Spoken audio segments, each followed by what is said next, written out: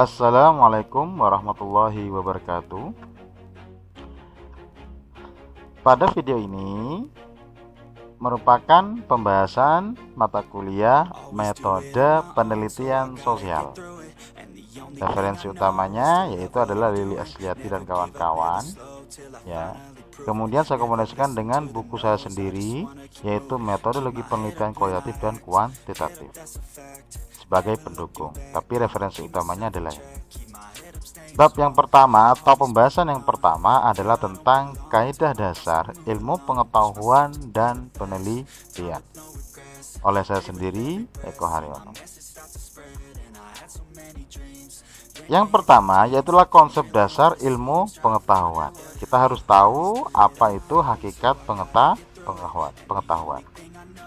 Pengetahuan itu berbeda dengan yang namanya ilmu pengetahuan. Kalau pengetahuan itu adalah jawaban terhadap rasa keingintahuan manusia terhadap alam, gejala, baik itu berbentuk fakta, konsep atau prinsip. Itu adalah pengetahuan.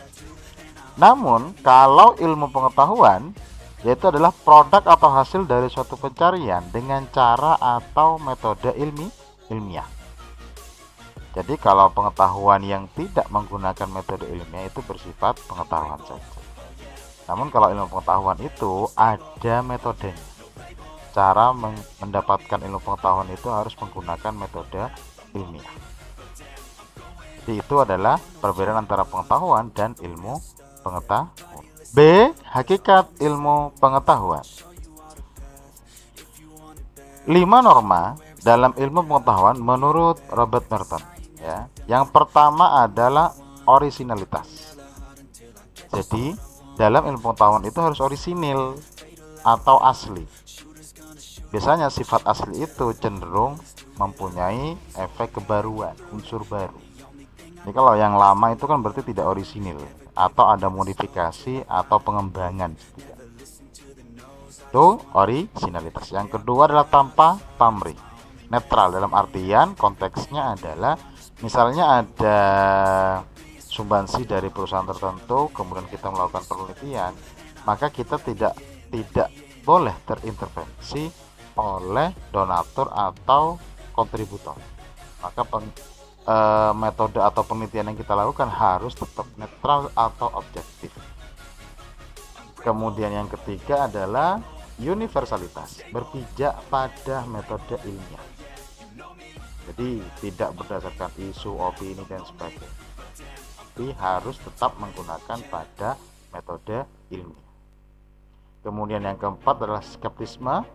Jadi dalam ilmu pengetahuan itu dianggap benar jika kebenarannya itu bisa teruji. Jadi selama belum teruji maka belum bisa dikatakan benar. Itu dalam konteks ilmu pengetahuan. Kemudian yang terakhir adalah public accessibility atau terbuka untuk umum. Jadi semua orang atau ilmuwan itu berhak untuk mengakses, mempelajari dan bahkan juga mengembangkan. Itu yang selanjutnya adalah C, yaitu kesalahpahaman tentang ilmu pengetahuan. Nah, misalnya yang pertama ada anggapan bahwa tujuan sains adalah mengumpulkan fakta, mengakumulasi, justru adalah. Kemudian yang kedua, sains tidak pernah mampu menjelaskan kejadian atau gejala alam secara utuh dan menyeluruh. Biasanya saling mengembangkan. Misalnya ada teori tentang pembentukan alam semesta yang kemudian saling berkembang sampai ada teori-teori terbaru yang dikembangkan. Jadi tidak pernah utuh, selalu berkembang. Kemudian kebenaran ilmu pengetahuan dianggap absolut dan abadi. Jadi kebenaran ilmu pengetahuan itu tidak absolut dan abadi. Selama ada pembuktian yang sudah teruji yang baru, maka itu yang dianggap kebenaran, dan itu pun kebenarannya bersifat tidak abadi. Kemudian sains harus mempunyai manfaat praktis. Itu adalah kesalahpahaman tentang ilmu pengetahuan. Kemudian yang D, ada istilah ilmu pengetahuan semua atau pseudoscience. Pseudoscientist itu biasanya cenderung mencari misteri dalam hidup ini. Kemudian pseudoscience juga akrab dengan mitos-mitos atau mitologi itu ya. Kemudian itu yang masih banyak atau kita sebut sebagai ilmu pengetahuan semua. Kemudian pseudoscience ini biasanya juga melecehkan bukti-bukti ilmiah, tidak percaya dia terhadap bukti-bukti ilmiah. Kemudian suka mencari persamaan antara apa yang dikaji secara science to learn dengan hal-hal yang sebenarnya tidak bisa disebut sebagai objek kajian ilmiah. Kemudian dalam pseudoscience juga bisa kita temui usaha untuk mempertahankan kebenaran dengan dalih-dalih apologis penuh dengan kata-kata. Jadi ini adalah beberapa hal yang kita sebut sebagai ilmu pengetahuan semua atau pseudoscience. Maka kita sebagai ilmuwan, sebagai dosen, mahasiswa, kaum akademisi itu harus berpegang teguh pada pendekatan atau metode ilmiah sebagai bentuk wujud dari ilmu pengetahuan. Kemudian yaitu adalah metode ilmiah. Nah, tadi perbedaan antara pengetahuan dan ilmu pengetahuan itu adalah terletak pada cara atau metodenya. Kalau ilmu pengetahuan itu berdasarkan pada metode yang ilmiah. Apa metode ilmiah? Metode ilmiah adalah cara atau jalan untuk mencari ilmu pengetahuan dengan mengikuti suatu struktur logis ilmiah yang dimulai dari perumusan masalah, diikuti dengan pengumpulan data dan fakta yang relevan, kemudian diteruskan dengan analisis data dan interpretasi temuan, serta diakhiri dengan penarikan kesimpulan temuan. Nah, itu adalah metode ilmiah. Ada sistematikanya, ada strukturnya. Jadi tidak asal berwujud pengetahuan, maka itu namanya bukan ilmu pengetahuan. Ada perbedaan yang jelas, garis demarkasi yang jelas antara metode ilmiah dan non ilmiah. Kalau metode ilmiah itu perumusannya jelas, variabel-variabelnya jelas. Tapi non ilmiah biasanya tidak jelas, bersifat umum. Atau kemudian kalau metode ilmiah itu jawaban yang diberikan terhadap permasalahan didukung dengan data atau fakta. Tapi kalau non ilmiah itu hanya bersifat bukan fakta atau opini atau bisa jadi mitos, cerita kecil. Kemudian proses pengumpulan data, analisis data dan penyimpulan harus dilakukan secara logis dan benar. Nah, kalau dalam metode non ilmiah itu biasanya tidak ada proses tersebut.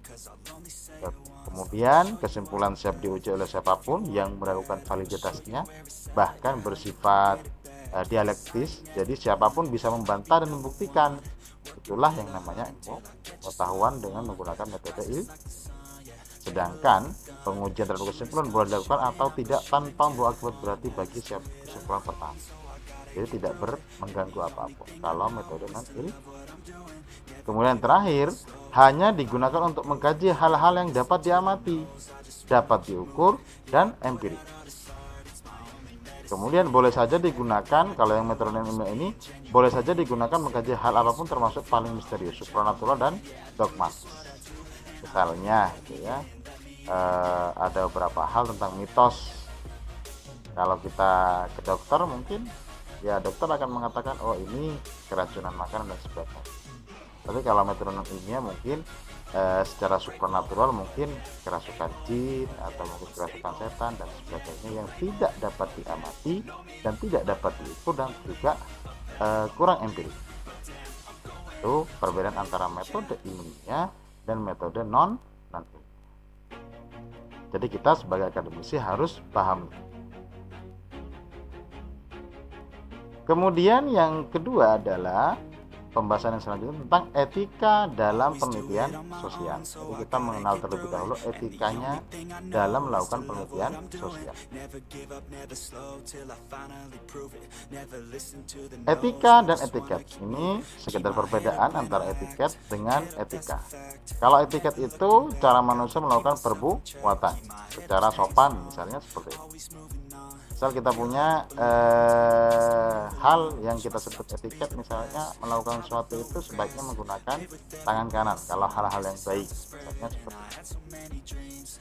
Tapi kalau etika adalah sebuah sistem norma atau kriteria boleh atau tidak boleh suatu tindakan dilakukan.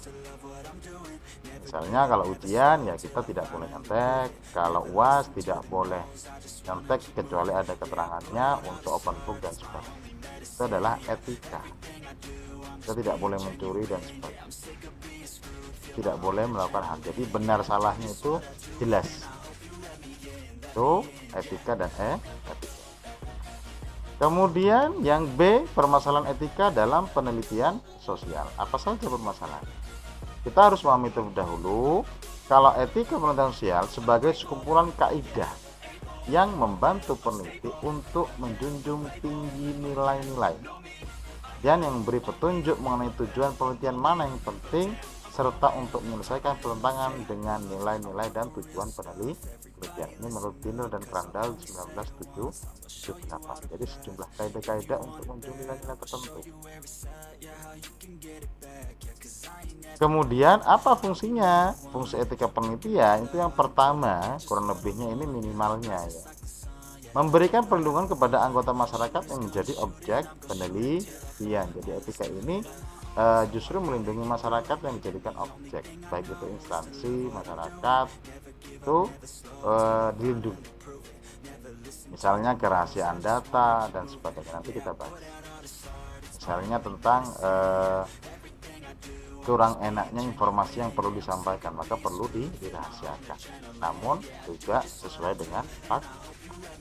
Yang kedua, memberi petunjuk bagi para peneliti dalam melaksanakan tanggung jawabnya, yaitu menentukan masalah yang akan diteliti, tujuan penelitian, desain penelitian, pelaksanaan penelitian, dan laporan hasil penelitian. Itu adalah fungsi dari etika. Kemudian, etika dalam penentuan masalah dan tujuan penelitian. Sebenarnya dalam penelitian itu sejak awal kita sudah mulai mencari-cari masalah, karena penelitian itu memang diangkat dari sebuah masalah. Maka kita dari awal itu sebenarnya sudah dihadapkan pada yang namanya etika. Misalnya seperti yang saya sebutkan tadi, bahwa misalnya kita ingin melakukan penelitian di kampus atau mungkin di luar yang bekerja sama dengan instansi atau perusahaan tertentu. Nah, perusahaan tersebut misalnya memberikan andil, baik itu dalam dana, misalnya membantu dalam pendanaan atau mungkin dalam hal yang lainnya. Maka penentuan masalah itu jangan diarahkan karena perusahaan tersebut mendanai, tapi tetap pada fokus pada apa yang kita teliti, dan jangan sampai hasilnya itu hanya memuaskan perusahaan tersebut. Itu namanya pembohongan publik. Maka hasil atau prosesnya juga dilaksanakan secara ilmiah objektif.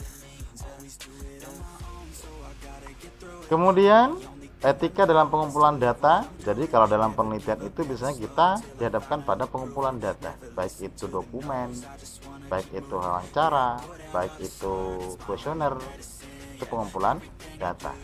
Nah, biasanya etikanya yang pertama adalah partisipasi sukarela. Jadi informan itu atau yang kita mintai data itu harus bersifat sukarela. Kalau tidak mau ya nggak boleh. Misalnya kita ingin mengetahui tentang kondisi keuangan perusahaan tertentu, mungkin perusahaan keberatan kalau dieksplor secara terbuka dan secara terperinci.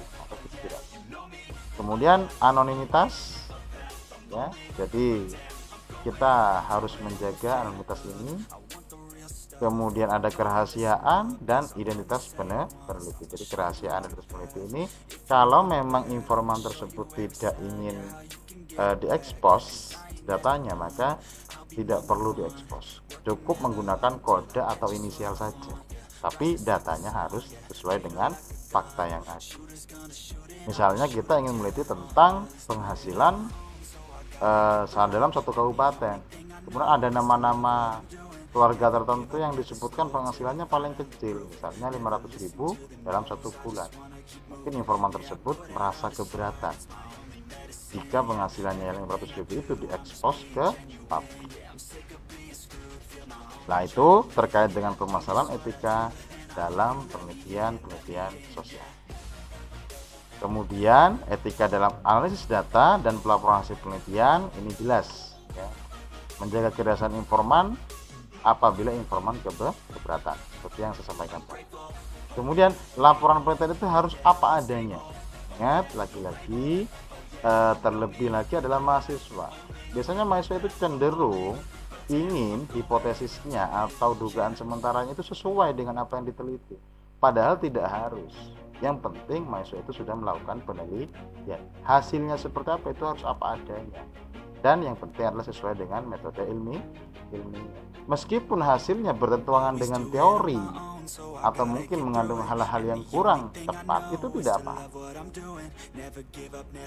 Misalnya dengan menggunakan manajemen tertentu ternyata mampu meningkatkan kinerja karyawan, misalnya seperti itu. Nah, kalau memang hasil penelitiannya tidak mampu meningkatkan, ya sudah, sampaikan saja apa adanya.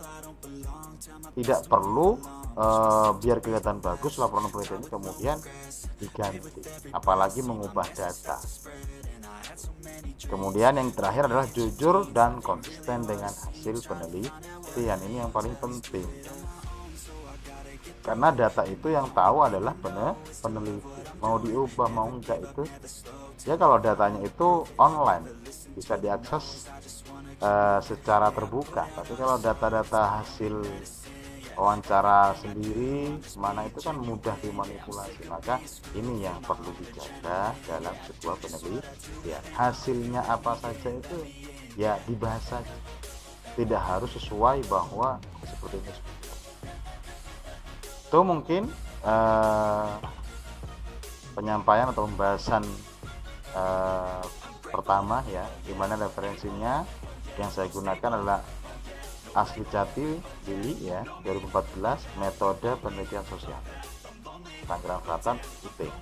Kemudian buku saya sendiri, metodologi penelitian kualitatif dan kuantitatif, dan yang ketiga juga masih buku saya sendiri, jurnal kalau ini. Kemudian buku saya sendiri, statistik SPSS. Kemudian sumber yang lainnya adalah Malo Manase, kemudian 2003, mungkin agak lama, dan video ini sebagai stimulan atau pembelajaran untuk mahasiswa. Sekian saya akhiri, mudah-mudahan bermanfaat. Kurang lebihnya mohon maaf. Wassalamualaikum warahmatullahi wabarakatuh.